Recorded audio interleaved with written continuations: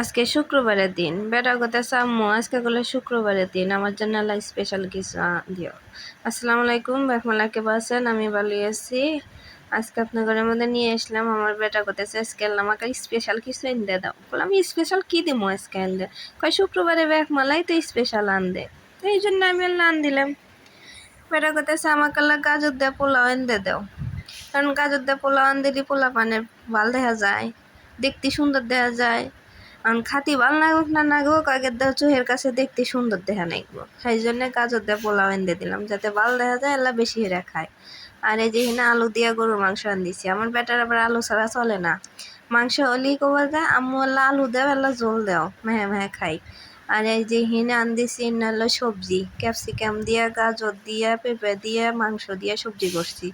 আর এই যে কয়েক পিস মাছ ভাজি হয়েছি, হইলে আবার ওর মধ্যে পেঁয়াজ উপরে বেরাস্তার মতো হইলে ভাজি হেরে দিছি। তার হাতে আল্লাহ পায়েস আন দিলাম, দেখলাম যে আন দিতেছি যেহেতু তাহলে আল্লাহ পায়েস আনতে দিই।